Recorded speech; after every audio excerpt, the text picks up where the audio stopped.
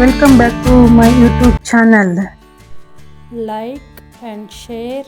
First time ನನ್ನ ಚಾನಲ್ನ ನೋಡ್ತಾ ಇದ್ದರೆ ಪ್ಲೀಸ್ ಸಬ್ಸ್ಕ್ರೈಬ್ ಮಾಡ್ಕೊಳ್ಳಿ, ಹಾಗೆ ಸಪೋರ್ಟ್ ಮಾಡಿ.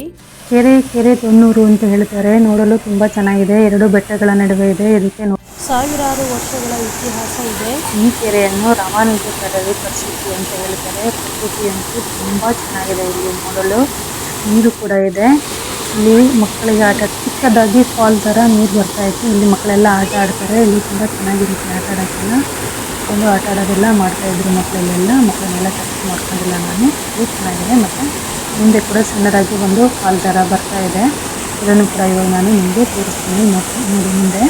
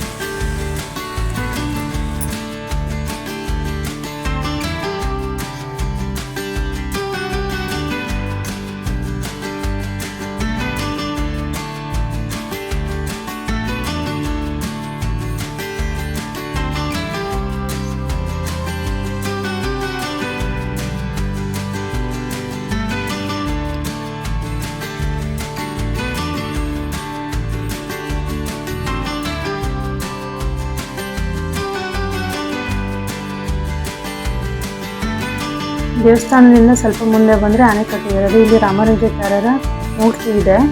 ಇದರಿಂದ ಸ್ವಲ್ಪ ಮುಂದೆ ಹೋಗಬೇಕು, ಡ್ಯಾಮ್ ಹತ್ರ ಹೋಗ್ಬೇಕು ಅಂದರೆ.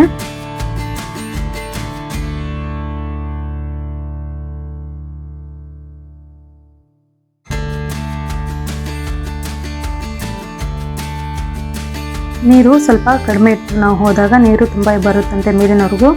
ಇವಾಗ ಸ್ವಲ್ಪ ಬೇಸಿಗೆಗಾಲ ಶುರು ಆಯ್ತಲ್ಲ, ನೀರು ಸ್ವಲ್ಪ ಕಡಿಮೆ ಆಗಿದೆ. ನೋಡಿ ಕಪ್ಪವರೆಗೂ ಕಾಣುತ್ತಲ್ಲ, ಅಲ್ಲಿವರೆಗೂ ಕೂಡ ನೀರು ಬರುತ್ತೆ. ಇಷ್ಟು ಕಡಿಮೆ ಆಗಿತ್ತು ನೀರು ಆಲ್ರೆಡಿ ನಾವು ಹೋದಾಗ. ನೋಡ್ತಾ ಇರ್ಬೋದು, ಜನಗಳು ಕೂಡ ತುಂಬ ಜನ ಬಂದಿದ್ರು ದೇವರ ದರ್ಶನಕ್ಕೆಲ್ಲ. ಸಂಡೆ ಆಗಿರೋದ್ರಿಂದ ಸ್ವಲ್ಪ ಜನ ಜಾಸ್ತಿ ಇದ್ರು. ಭಾರತದ ಹಳೆ ಆಣೆಕಟ್ಟುಗಳಲ್ಲಿ ಮೊದಲನೇ ಸ್ಥಾನದಲ್ಲಿ ಇದೆ ಈ ತೊನ್ನೂರು ಕೆರೆ.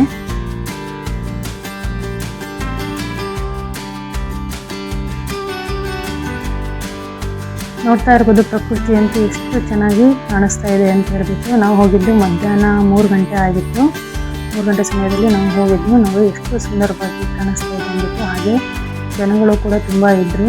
ಸಂಡೆ ಹೋಗಿದ್ದೆ ನಾವು. ಸಂಡೆ ಜನ ಸ್ವಲ್ಪ ಹೆಚ್ಚಿರುತ್ತೆ ಅಂತ ಹೇಳಿದ್ರಲ್ಲಿ.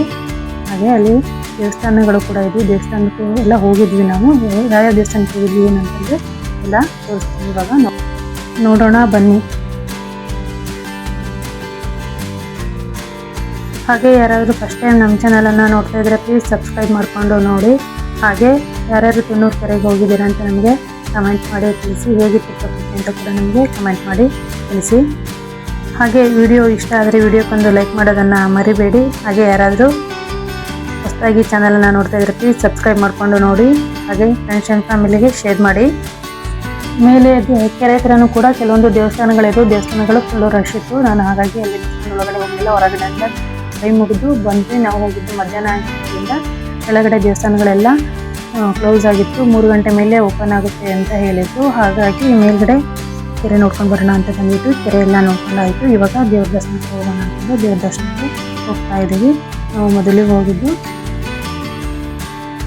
ಗೋಪಾಲಕೃಷ್ಣ ಸ್ವಾಮಿ ದೇವಸ್ಥಾನದೊಳಗಡೆ ಎಂಟ್ರಿ ಆಗ್ತಾ ಇದ್ದೀವಿ. ನೋಡ್ತಾ ಇರ್ಬೋದು ಈ ರೀತಿ ಇದೆ. ಪ್ರಕೃತಿ ಅಂತೂ ತುಂಬಾ ಚೆನ್ನಾಗಿದೆ.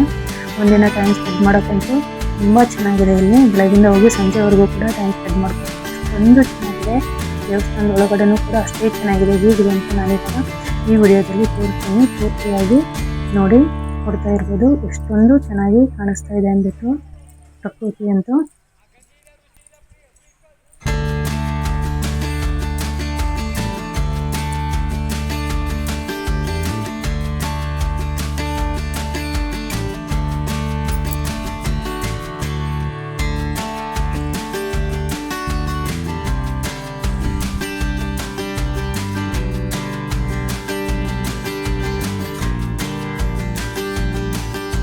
ಇದು ದೇವಸ್ಥಾನದ ಒಳಗಡೆ ಈ ರೀತಿ ಇದೆ. ತುಂಬಾ ವಿಶಾಲವಾಗಿದೆ ದೇವಸ್ಥಾನ ಅಂತೂ.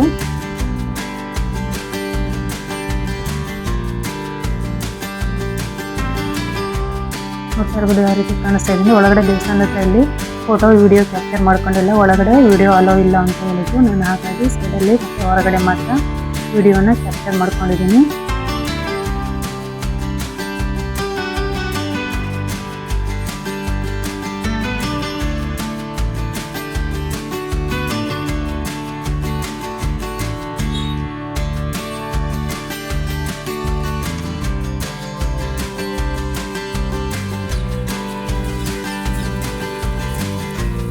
ಈ ಶಿಲಾಶಾಸನಗಳು ಕೂಡ ಬರ್ದಿರೋದೆಲ್ಲ ಇದೆ. ಇದು ಹೊರಗಡೆ ಇರೋದು. ಹೊರಗಡೆ ತುಂಬಾನೇ ಚೆನ್ನಾಗಿದೆ ನೋಡೋಕ್ಕಂತೂ. ನೋಡ್ತಾ ಇರ್ಬೋದು ಇಷ್ಟೊಂದು ಚೆನ್ನಾಗಿ ಕಾಣಿಸ್ತಾ ಇದೆ ಅಂದರೆ ನೋಡೋಕ್ಕೆ ತುಂಬಾನೇ ಚೆನ್ನಾಗಿದೆ. ಪ್ರಕೃತಿ ದೇವಸ್ಥಾನ ಆಗಿರ್ಬೋದು, ತುಂಬಾ ವಿಶಾಲವಾಗಿದೆ ದೇವಸ್ಥಾನ ಕೂಡ. ನಾವು ದೇವಸ್ಥಾನದ ಮೇಲ್ಗಡೆ ಕೂಡ ಹತ್ತಿದ್ವಿ. ಅಲ್ಲಿ ಸೈಡಲ್ಲಿ ಮೆಟ್ಟಿತ್ತು, ಮೇಲ್ಗಡೆ ಬಂದು ಮೇಲ್ಗಡೆಯಿಂದ ದೇವಸ್ಥಾನ ಕೂಡ ನೋಡಿದ್ವಿ ನಾವು. ಇದು ಕೆಳಗಡೆ ಇದ್ದೀವಿ ನಾವು. ಮಧ್ಯಾಹ್ನ ಟೈಮ್ ಆಗಿರೋದ್ರಿಂದ ದೇವಸ್ಥಾನದಲ್ಲಿ ಏನು ಅಷ್ಟು ಜನ ಇದ್ದಿದ್ದಿಲ್ಲ, ಕೆರೆ ಹತ್ರ ಸ್ವಲ್ಪ ಜನ ಇದ್ರು ಅನ್ನೋದಕ್ಕೆ. ಇವಾಗ ದೇವಸ್ಥಾನದ ಮೇಲ್ಗಡೆ ಹೋಗೋಣ ಬನ್ನಿ. ನೋಡ್ತಾ ಇರ್ಬೋದು ಇಲ್ಲಿ ಸೈಡಲ್ಲಿ ಮೆಟ್ಲಿದೆ ಮೇಲಕ್ಕೆ ಹೋಗೋಕೆ.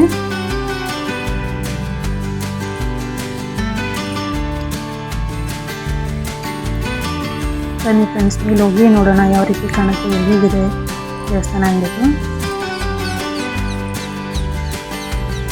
ಸುಮಾರು ನಾವು ಇಲ್ಲಿ ಬಂದಾಗಲೇ 3:30-4 ಗಂಟೆ ಹತ್ರ ಆಗಿತ್ತು. 1 ಗಂಟೆ ಆಗಿತ್ತು ನಾವು ದೇವಸ್ಥಾನದ ಹತ್ರ ಹೋದಾಗ. ಅದಕ್ಕೆ ದೇವಸ್ಥಾನ ಕ್ಲೋಸ್ ಆಗಿದೆ, 3 ಗಂಟೆಗೆ ಓಪನ್ ಆಗುತ್ತೆ ಅಂತ ಹೇಳಿದ್ರಲ್ಲಿ ಕೇಳಿದಾಗ. ಹಾಗಾಗಿ ಕೆರೆ ಹತ್ರ ಹೋಗಿ ಬಂದ್ವಿ ನಾವು. ಅಷ್ಟರಲ್ಲಿ ಕೆರೆ ಹತ್ರ ಹೋಗಿದ್ರಣ ದೇವಸ್ಥಾನ ಓಪನ್ ಆಗುತ್ತೆ ಅಂದ್ಬಿಟ್ಟು ನಾವು ಹೋಗಿ ಬರೋದ್ರಲ್ಲಿ ದೇವಸ್ಥಾನ ಕೂಡ ಓಪನ್ ಆಗಿತ್ತು. ಆಮೇಲೆ ಬಂದ್ಬಿಟ್ಟು ಪೂಜೆ ಅದನ್ನು ಮಾಡಿಸ್ಕೊಂಡ್ವಿ. ಪೂಜೆ ಎಲ್ಲ ಮಾಡಿಸ್ಕೊಂಡಾದ್ಮೇಲೆ ದೇವಸ್ಥಾನ ನೋಡೋಣ ಅಂದ್ಬಿಟ್ಟು ದೇವಸ್ಥಾನ ನೋಡ್ತಾ ಇದ್ವಿ. ಇವಾಗ ಮೇಲೆ ಹತ್ತಿದ್ವಿ. ಮೇಲೆ ನೋಡ್ತಾ ಇರ್ಬೋದು ಎಷ್ಟೊಂದು ಚೆನ್ನಾಗಿ ಕಾಣಿಸ್ತಾ ಇದೆ ಅಂತ, ತೋಟ ಗದ್ದೆ ಎಲ್ಲ.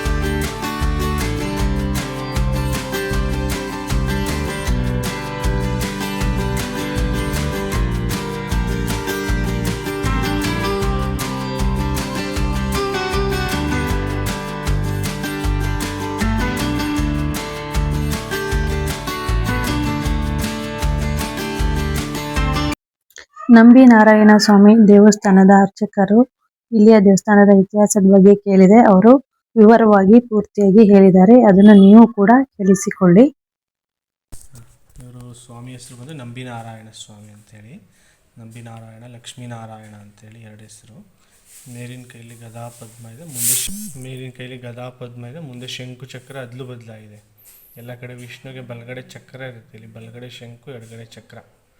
ಏನಕ್ಕೋಸ್ಕರ ರಾಮಾನುಜಾಚಾರ್ಯರು ಇಲ್ಲಿಗೆ ಬಂದಾಗ ಇಲ್ಲೆಲ್ಲ ಜೈನ ಸಾಮ್ರಾಜ್ಯ ಇತ್ತು. ಅವಾಗೆಲ್ಲ ಜೈನರನ್ನೆಲ್ಲ ವೈಷ್ಣವ ಮತಕ್ಕೆ ಮತಾಂತರ ಮಾಡಿ ಇಲ್ಲಿ ಬಂದು ಎಲ್ಲರಿಗೂ ಶಂಕುಚಕ್ರ ಮುದ್ದುಧಾರಣೆ ಮಾಡ್ತಾರೆ. ಅವಾಗ ಬಂದು ತೊಂಡನೂರು ನಂಬಿ ಅಂತ ರಾಮಾನುಜ ಶಿಷ್ಯರಿಗೆ ಸ್ವಾಮಿನ ಇಲ್ಲಿ ಶಂಕುಚಕ್ರ ಮುದ್ದುಧಾರಣೆ ಮಾಡಿದ್ರು ಅಂತ ಇಲ್ಲಿ ಪ್ರತೀತಿ. ಕೆಳಗಡೆ ಪೀಠದಲ್ಲಿ ಗರುಡ ಇದ್ದಾರೆ, ಗರುಡ ಪೀಠದ ಮೇಲೆ ನಿಂತಿರ್ತಕ್ಕಂಥದ್ದು. ಮೇಲಿನ ಕೈಲಿ ಗದಾ ಪದ್ಮ, ಮುಂದೆ ಶಂಕುಚಕ್ರ. ಅದೇ ವಿಶೇಷ. ರಾಮಾನುಜಾಚಾರ್ಯರು ಪಂಚನಾರಾಯಣ ಕ್ಷೇತ್ರ ಪ್ರತಿಷ್ಠಾಪನೆ ಮಾಡ್ತಾರೆ ಹೊಯ್ಸಳರು ವಿಷ್ಣುವರ್ಧನ ಕಾಲದಲ್ಲಿ. ಅದರಲ್ಲಿ ಇವರೇ ಮೊದಲು. 2ನೇದು ಮೇಲ್ಕೋಟೆ ಚೆಲುವನಾರಾಯಣ, ಗದಗ ವೀರನಾರಾಯಣ, ತಲಕಾಡು ಕೀರ್ತಿನಾರಾಯಣ, ಬೇಲೂರು ಸೌಮ್ಯನಾರಾಯಣ ಅಂತ. ಮುಂಚೆ ಒಂದು ಬಿಟ್ಟಿದೇವ ರಾಜ ಅಂತ ಇಲ್ಲಿದ್ದು ಜೈನ ಸಾಮ್ರಾಜ್ಯ ಇತ್ತು ಮುಂಚೆ. ರಾಮಾನುಜಾಚಾರ್ಯರು ಬರೋಕ್ಕೆ ಮುಂಚೆ ಇಲ್ಲೆಲ್ಲ ಜೈನರಿದ್ದರು. ಆವಾಗ ಬಿಟ್ಟಿದೇವ ರಾಜ ಅಂತ. ಆ ರಾಜ ಏನು ಮಾಡ್ತಾನೆ, ಇಲ್ಲಿರ್ತಕ್ಕಂಥ ಜೈನರು ಎಲ್ಲರೂ ಕೂಡ ವೈಷ್ಣವ ಮತಕ್ಕೆ ಮತಾಂತರ ಆಗ್ತಾರೆ ರಾಮಾನುಜಾಚಾರ್ಯರು ಬಂದಾಗ. ಹೆಂಗೆ ಅಂದರೆ, ರಾಮಾನುಜಾಚಾರ್ಯರು ಇಲ್ಲಿದ್ದಾಗ ಅವ್ರ ಮಗಳಿಗೆ, ಬಿಟ್ಟಿದೇವರಾಜನ ಮಗಳಿಗೆ ಬ್ರಹ್ಮಪಿಶಾಚಿ ಇರುತ್ತೆ. ಅದನ್ನು ವಿಮೋಚನೆ ಮಾಡ್ಸೋಕ್ಕೋಸ್ಕರ ರಾಮಾನುಜಾಚಾರ್ಯ ಹತ್ರ ಬಂದು ಕೇಳ್ಕೊಂಡಾಗ ಇಲ್ಲಿ ಕೆರೆಯಲ್ಲಿ ಸ್ನಾನ ಮಾಡಿಸ್ಬಿಟ್ಟು ಇಲ್ಲಿ ದರ್ಶನ ಮಾಡಿಸ್ತಾರೆ. ಆವಾಗ ಬ್ರಹ್ಮಪಿಶಾಚಿ ಎಲ್ಲ ವಿಮೋಚನೆ ಆಗುತ್ತೆ. ಆವಾಗ ಬಂದು ನಾನು ನಿಮಗೆ ಅರ್ಧ ರಾಜ್ಯವನ್ನು ಕೊಡಬೇಕು ಅಂಥೇಳಿ ರಾಮಾನುಜಾಚಾರ್ಯರಿಗೆ ರಾಜ ಹೇಳಿದಾಗ, ನಾನೊಬ್ಬ ಸನ್ಯಾಸಿಪ, ನನಗೇನು ಬೇಡ ಅಂತಾರೆ. ಆವಾಗ ಇಲ್ಲಿರ್ತಕ್ಕಂಥ ಜೈನರೆಲ್ಲ ವೈಷ್ಣವ ಮತಕ್ಕೆ ಮತಾಂತರ ಆಗಿ ಅಂದಾಗ ಬಿಟ್ಟಿದೇವರಾಜ ವೈಷ್ಣವ ಮತಕ್ಕೆ ಮತಾಂತರ ಆಗಿ ಬಿಟ್ಟಿದೇವರಾಜನಿಗೆ ವಿಷ್ಣುವರ್ಧನ ಅಂತ ಇಲ್ಲಿ ಹೆಸರು ಕೊಟ್ಟಿದ್ದ ಜಾಗ. ಆ ವಿಷ್ಣುವರ್ಧನ ಕಟ್ಟಿಸಿರೋ ಮೊದಲನೇ ವಿಷ್ಣು ದೇವಾಲಯ ಇದು. ಅದೇ ಇಲ್ಲಿ ವಿಶೇಷ. ಆವಾಗ ಇಲ್ಲಿರ್ತಕ್ಕಂಥ ಜೈನರು ಪೂರ್ತಿ ವೈಷ್ಣವ ಮತಕ್ಕೆ ಮತಾಂತರ ಆಗ್ತಾರೆ. ಆದರೆ ಕೆಲವೊಬ್ಬರು ಒಂದಷ್ಟು ಜನ ಆಗೋದಿಲ್ಲ ಅಂತ ಕೇಳ್ತಾರೆ. ಆವಾಗ ಅವ್ರ ಹತ್ರ ವಾದ ವಿವಾದಗಳೆಲ್ಲ ನಡೆಯುತ್ತೆ. ರಾಮಾನುಜಾಚಾರ್ಯರ ಹತ್ರ ವಾದ ವಿವಾದ ನಡೆದು ಅದರಲ್ಲಿ ರಾಮಾನುಜಾಚಾರ್ಯ ಗೆದ್ದಾಗ ಅವರೆಲ್ಲ ಶರಣಾಗತಿಯಾಗಿ ಎಲ್ಲ ಜೈನರು ವೈಷ್ಣವ ಮತಕ್ಕೆ ಮತಾಂತರ ಆಗಿದ್ದ ಜಾಗ ಇದು. ಅದು ವಿಶೇಷ. 1000 ವರ್ಷ ಆಗಿದೆ ಇದೆಲ್ಲ, 11-12ನೇ ಶತಮಾನದ ದೇವಸ್ಥಾನ. ನೋಡಿದ್ರಲ್ಲ ಫ್ರೆಂಡ್ಸ್, ದೇವಸ್ಥಾನದ ಇತಿಹಾಸನ ಅರ್ಚಕರು ಹೇಳಿದ್ದಾರೆ, ತುಂಬಾ ಚೆನ್ನಾಗಿ ವಿವರವಾಗಿ ಹೇಳಿದ್ದಾರೆ.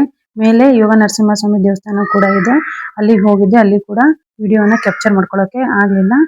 ಹಾಗಾಗಿ ಇಲ್ಲೆಲ್ಲ ವಿಡಿಯೋ ಕ್ಯಾಪ್ಚರ್ ಮಾಡಿ. ವಿಡಿಯೋ ಇಷ್ಟ ಆದರೆ ಲೈಕ್ ಮಾಡಿ, ಶೇರ್ ಮಾಡಿ, ಕಮೆಂಟ್ ಮಾಡಿ. Thank you friends.